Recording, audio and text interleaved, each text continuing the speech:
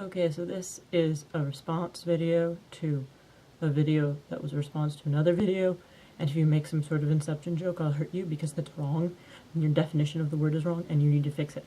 Anyway, I watched a video that was, it's a book channel-y thing, and so there was this thing about, if you're on a desert island, what books you would bring with you, but there was like a list of specific books, like 5 choices of the things you would bring. The first book is a book that you read and would like to reread, and so I was having trouble choosing between either Ender's Game or Ender's Shadow by Orson Scott Card, and I ended up choosing Ender's Shadow because Bean is one of my favorite characters in a book ever, and he is just really awesome.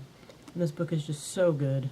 And yeah, so if you have never read this book, go read it. It's fantastic. The second book is a book you've never read and would like to read.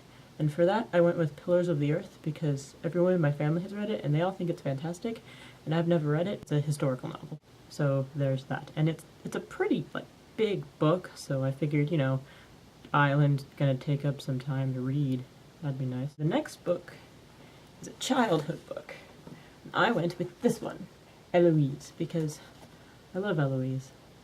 She lives in the Plaza Hotel in New York City, and she run around and shenanigans and such, and she's just adorable, and I love this book. And it's actually pretty, well, I mean, it's long for a children's book in my opinion. I mean, obviously not long compared to, other things, but whatever. The fourth book thing is a series. So I went with, well, I was trying to decide between his Dark Materials series and then the series Ugly's Pretty Specials, I guess extras as well, by Scott Westerfeld, but I think I'll go with Ugly's Pretty Specials because they're great. We're not gonna talk about extras. It's part of the series, but it doesn't count. Not as good. But this is dystopian, I guess, and I like weird futuristic societies that have things wrong with them. So I think that would be good, and I've read those before, and they're good, so maybe, and they could give me ideas, possibly, on how to get off this desert island, which could be helpful, I would assume. I mean, if I'm on an island and I need to get off of it.